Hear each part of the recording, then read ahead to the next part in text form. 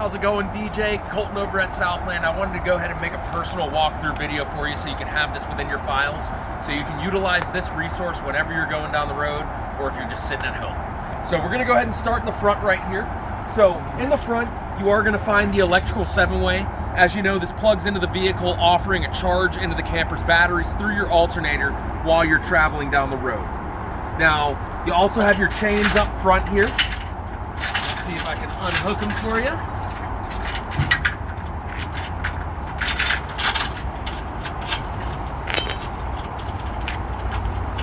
Now, with your chains, something I always recommend is keeping them in a cross pattern whenever you're hooked up.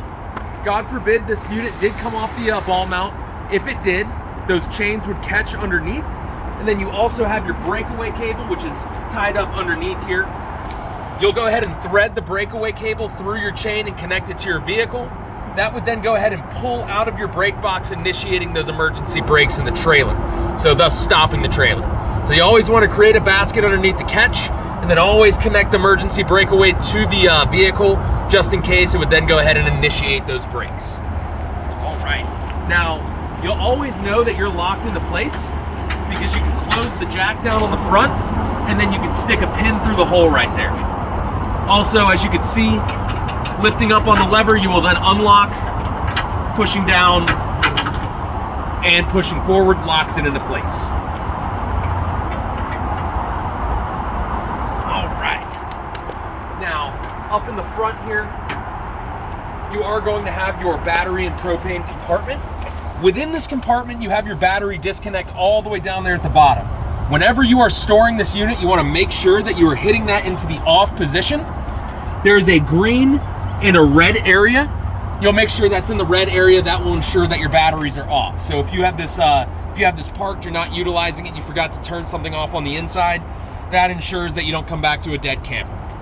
Now, whenever you're traveling with the unit, whenever you're utilizing it, you want to make sure that's in the on position or on the green area, so you can actually offer a charge into your batteries through that 7-way while you're traveling. If it's off, you will not get that charge in there.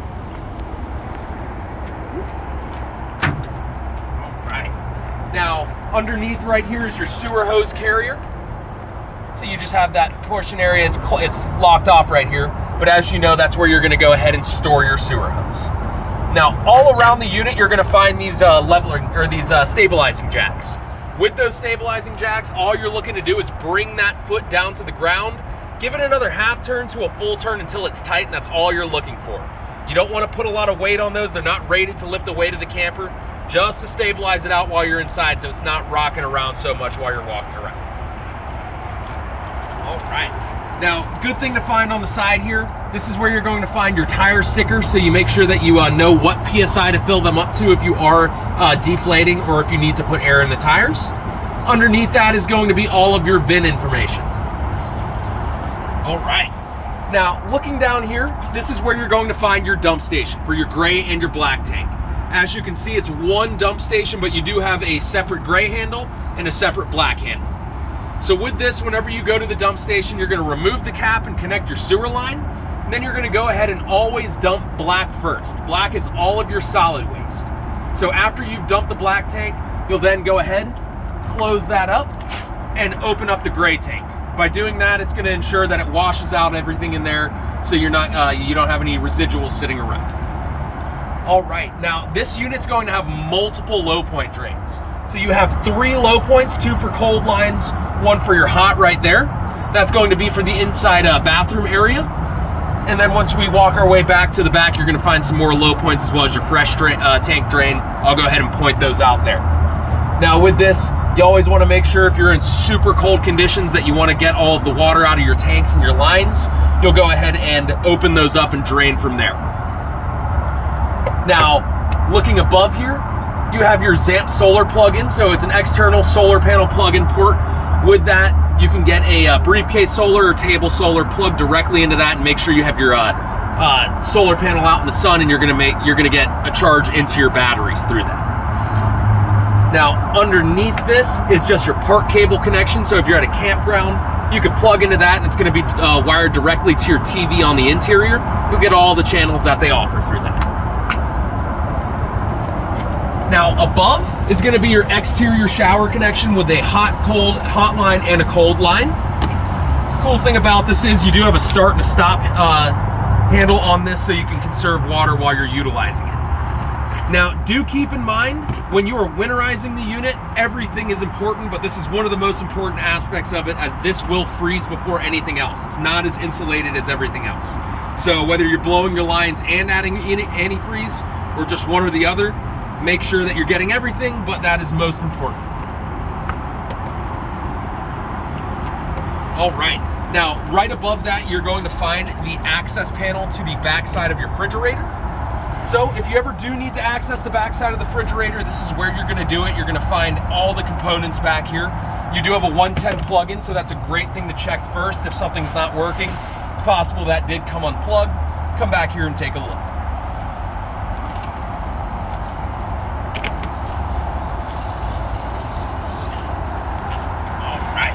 Now, with your tires, you want to make sure every so often that you're checking the tightness on your lug nuts. Whenever you tighten these down, you want to go in a star pattern. And it's going to be 100 foot-pounds to the tightness on these lug nuts itself. So it's always good to keep a torque wrench with you just to make sure that you're traveling as safely as possible. Now, as I said, you have about 5 low point drains with this unit. You're going to find 2 more low points right here in the back, one for the hot and cold lines. Directly underneath, you're gonna find that fresh tank drain as well. So whenever you need to get all the water out of the system and out of your tanks, you are gonna access all 5 low points and your 1 fresh tank drain. Always make sure that you dump your holding tanks as well for gray and black for winterization purposes as well. Now, right here, this is where you're gonna find that 30 amp connection. So whenever you're at the campground, you can plug in here. You're going to utilize the 30 amp cord that comes with the unit, and then you'll have all possibilities the camper has to offer. So you do get a 25 foot long shore power cord with this unit. You can always get an extension if you need to. When you're not plugged into shore power, there are a couple components of the camper that won't run. So you need to be able to, you need to be plugged into shore power to be able to use your 110 outlets, your AC, as well as your microwave. Everything else in the unit is going to be a 12 volt system or running off your propane. Now, unfortunately, I forgot to grab my keys. Good thing Kristen has hers.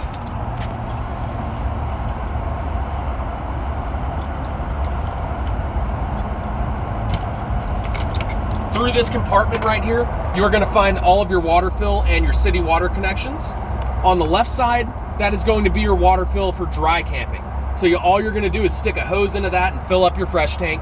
As soon as water spits out of there, you'll know it's full. It's completely fine. Now, on the other side is your city water connection. So if you're at a campground, you'll plug into that. You're not going to fill your onboard tank, and this is going to give you on-demand water. You do not need to utilize your water pump when you're plugged into city water, as it's already pressurized coming in. Now, with that, you're going to utilize a pressure regulator. You never want to put anything past 50 PSI through this.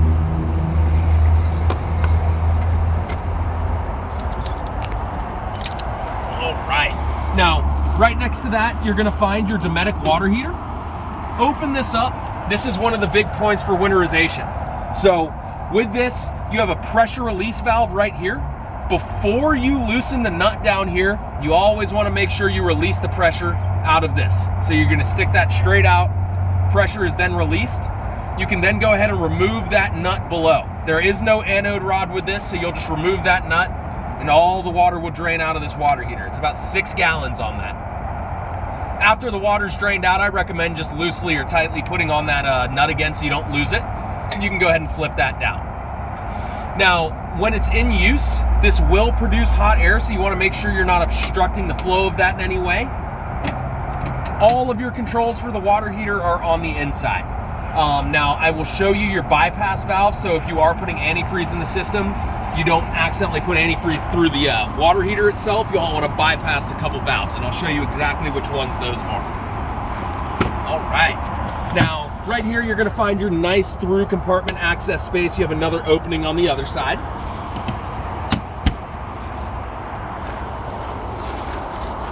As you know, you do have your solar panel up top. It's a flexible 100-watt rooftop panel on this unit. You do have a 2-inch receiver on the bottom side with 150-pound max weight capacity on that. So you can have a bike rack back there or whatever you choose.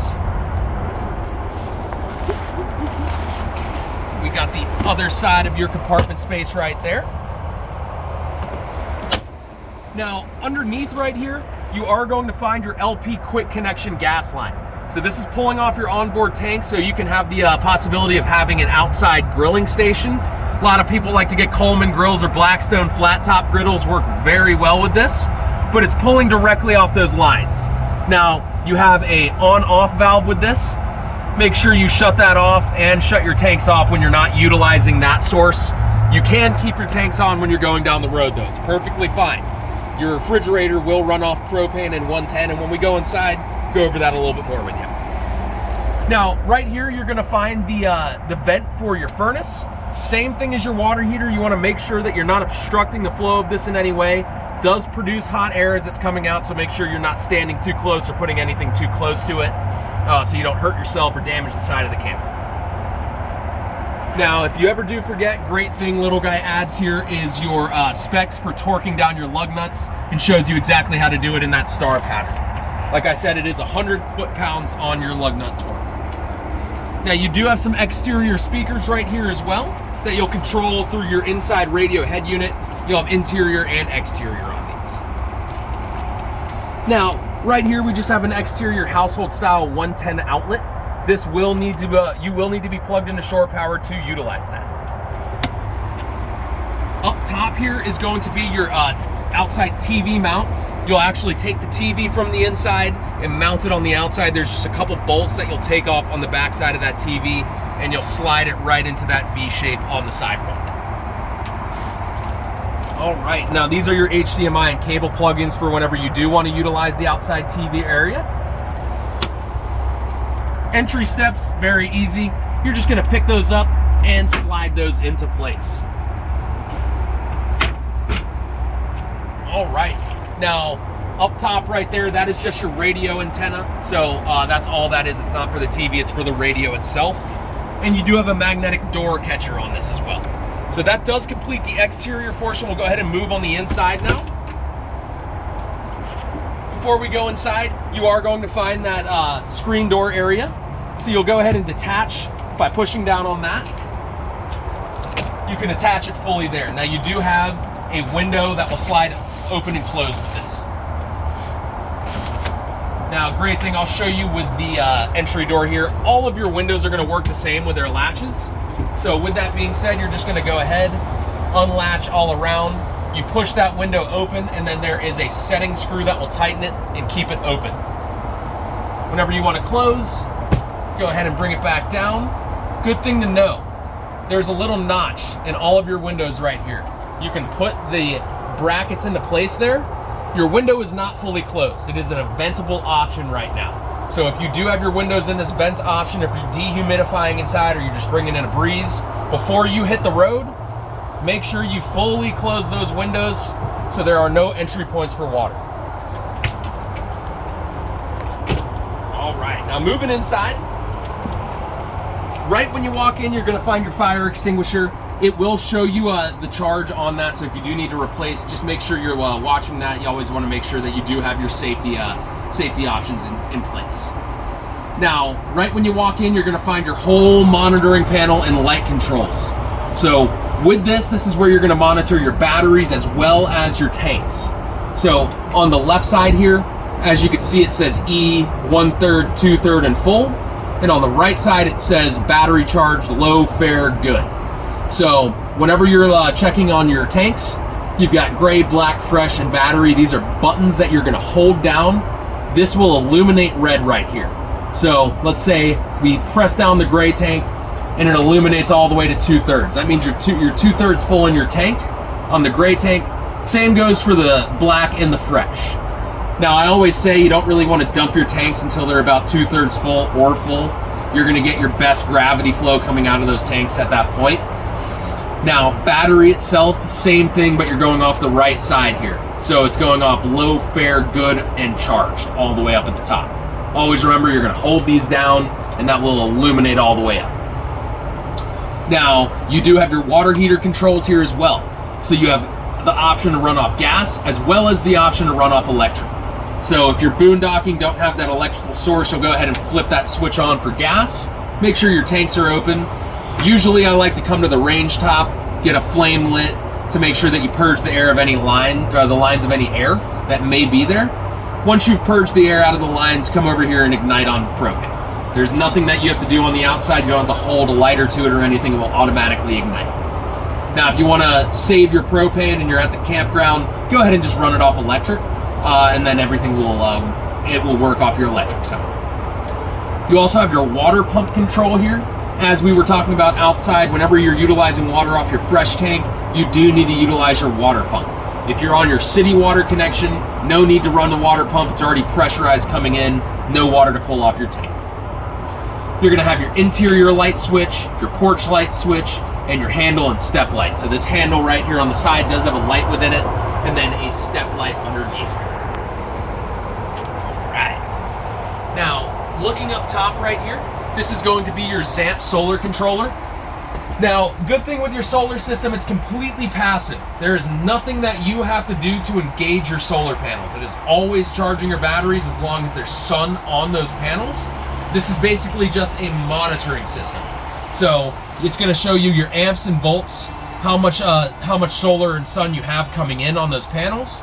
It's also going to show you your battery charge. So you have two areas to make sure that you're continually keeping up your battery charge. So it shows low, fair, and then charged. On the other side, on the left side right here, it's going to show you your charging status. So if there is sun on those panels, you're going to have this illuminated with the electric bolt showing that it's charging your batteries. As soon as this one illuminates, it's showing that your batteries are fully charged. So, like I said, completely passive, nothing you have to do with this. It's going to passively charge your batteries. Now, looking above right here, you're going to have your vent. The vent is only going to be pulling air out. Now, it has 3 speed settings to it. You'll control with this knob right here. 1, 2, and 3, 3 being the fastest, with a manual open right here to open that up. All right. Now, looking in the kitchen area, you're going to find your Dometic range top 2-burner. With this, it is a tempered glass topper, so if you have been running the range for a little while, do let it cool down before you close it, just so you don't damage anything. Good thing to know, when closing this, as you can see, it does not want to close because there's a locking mechanism with it. You need to pick up on that top and rotate down, and that's going to close down your range. Now, this does have an electronic igniter with it, so you don't have to hold an external lighter with that.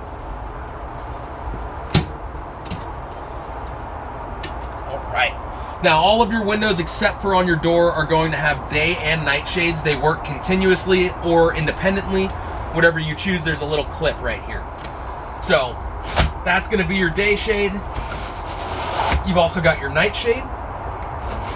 And then you can unclip to open up your windows. And like I showed you on the other one, this window works exactly the same. Now, whenever traveling, I do recommend taking this off. It's just something I like to say and like to do. You want to make sure there's nothing that really is moving around while you're traveling. But you'll find your sink with your hot and cold lines on this. You can pull this down, and it does have a shower head option. Now, on the back side here, you're going to find 12-volt charging, cigarette style, and USB. This is going off your batteries, so you don't need to be plugged into shore power for your 12-volt chargers. Underneath, you're going to have another 110 household style charger, which you do need to be plugged into shore power for. Now, you've got some nice drawer options with this. Pull out for your utensils and storage options underneath.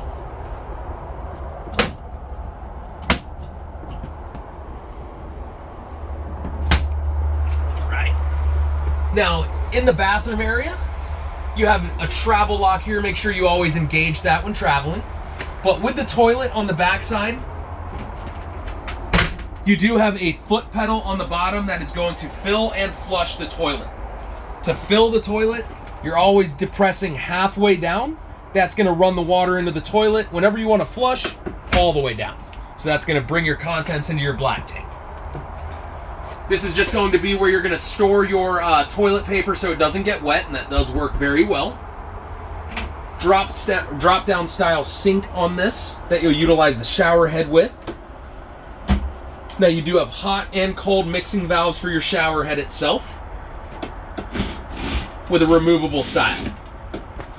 Now you have another vent within the bathroom area here. To open this up, you're just pushing directly up and hitting that red button to turn the fan on. When you're done, just make sure you turn the fan off and close this down. Now, all of your light switch, although you can control them from that panel, they have independent switches on them. So if you don't want all the lights on, you can run one or the other. Your choice. Now, looking up top at the AC, you have directional vents on this. So you have one on the front and one on the back, one on each side as well. You're also going to have your filter up top right here. With that, you can just pull the filter down. You don't need to replace it. You could clean it off or replace it if you want to, if it's been a while. Your choice. All right. Now, with your refrigerator, as we spoke about, you have your freezer portion up top and your refrigerator portion below. To control the temperature within the refrigerator portion, you have a slider on the grate system back there. Sliding it all the way up is going to be your coldest portion. Bringing it down is going to be your warmer portion. Once you turn this on, the freezer is just going to immediately kick on into freezing mode. Now, like I talked about, you do have you have a two-way fridge with this running off propane or running off your Shore Power 110 connection. You're going to control that with the buttons up top. So to turn the fridge on, you're going to depress that button until it's flat. And then if you are plugged into Shore Power, this is going to automatically detect that and default you to utilize Shore Power connection, so it's not draining your propane tanks. Once you unplug and you're traveling down the road, you'll want to go ahead and hit this button again. That's going to switch you over to gas, and then that's going to allow you to pull off your tanks. And like I said, completely fine to have your tanks open while you're traveling down the road. You have a check light right here, so if that's going off, either go ahead and go outside and check your 110 connection. Make sure you're fully seated down into place so the Shore Power cord connected to the camper. Check it on the camper side and the electrical box side, and then that should fix the problem. Now, if that's going off when you are connected to the gas, go outside, make sure your tanks are open and they're not empty. So that should fix that as well. Now, one thing I forgot to talk about over here is the DSI fault light. As you can see, it says fault right there. If that is illuminated, that means you have a fault at the water heater. So if you're running off gas, same thing, go ahead and go outside, check and make sure that your tanks are open and not empty. If you're running off electric and that fault light's illuminated, make sure you're actually connected to your Shore Power connection. All right. Now you do have storage within here and a cup holder option. Storage underneath the fridge, slide out style.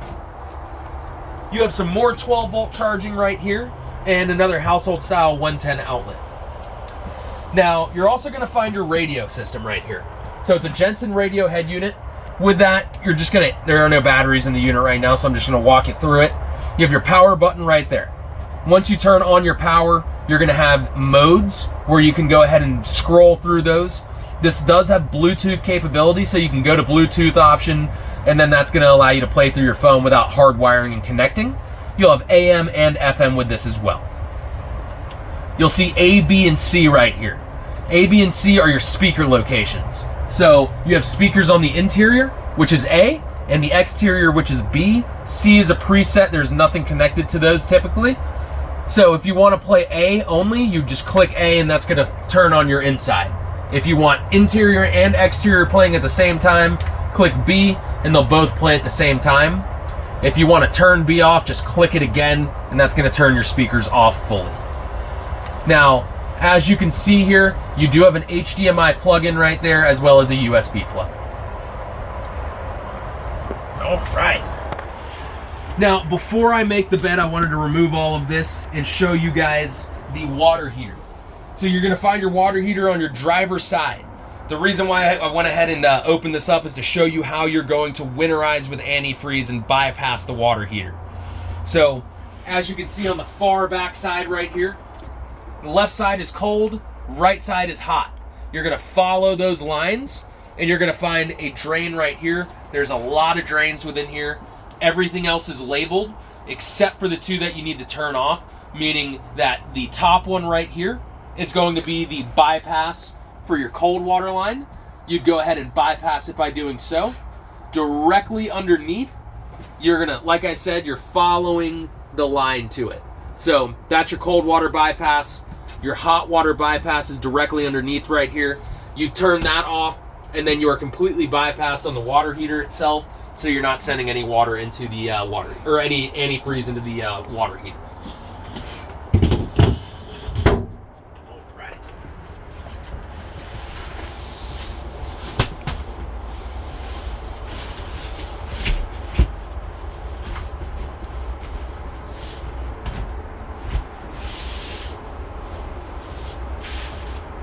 Now, looking at the TV over here, like I said, you have the option to swivel this out.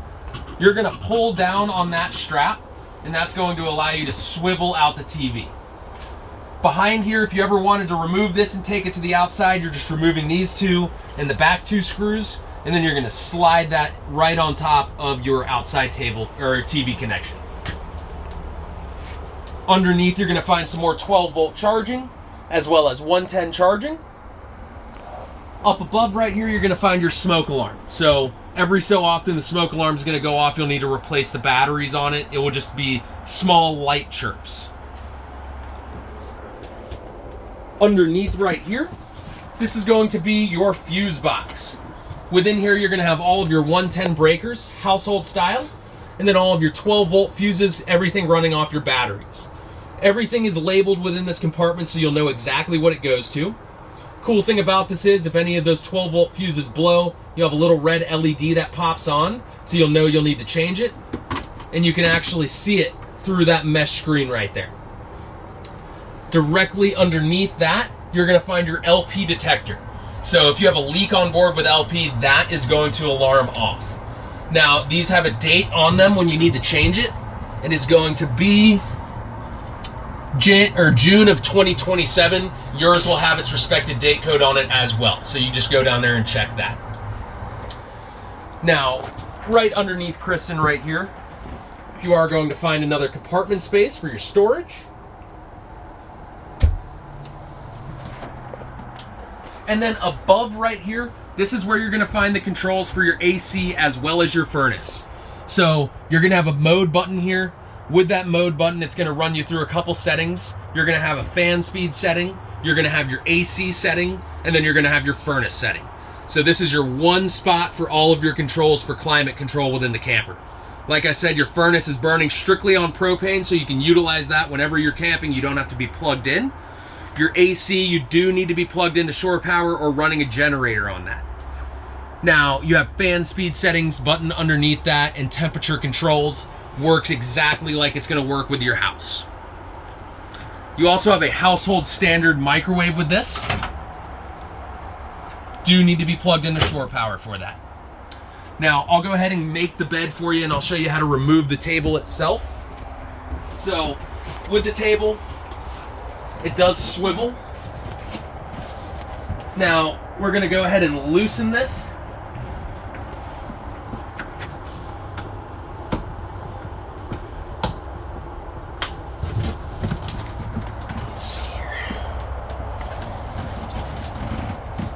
We'll take it off first. How about that?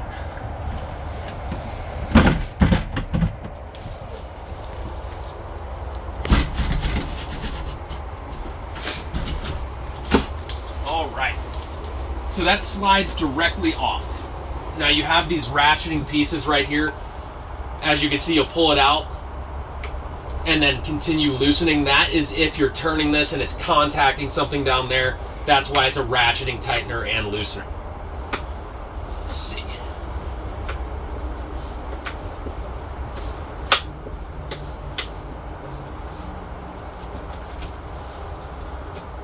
So when you want to make the bed, you'll remove that top portion. And before I put that into place, you have bed slats as well. So you're going to go ahead and rotate that down. That's going to allow you to slide these bed slats right out of place.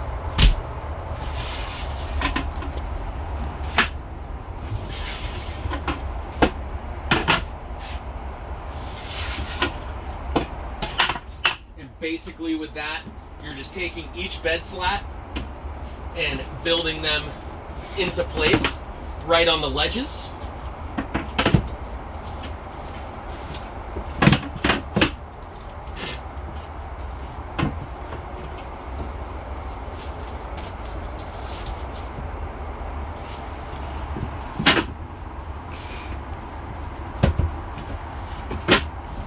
And then you will go ahead and utilize the tabletop as your last portion. So you have a full bed made area. You're going to utilize your backrests here as your center portions.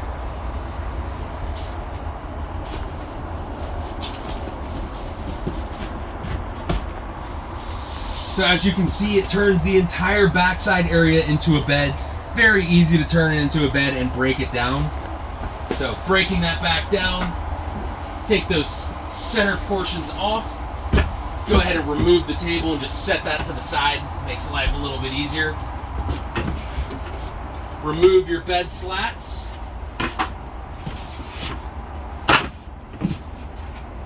And slide those back into place. Easy storage on it.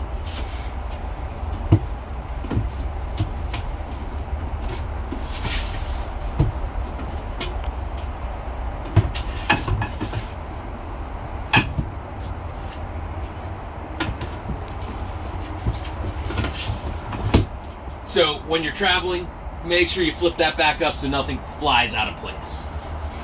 You can go ahead and slide your table mount bracket back into place on this as well. And we'll tighten that back down.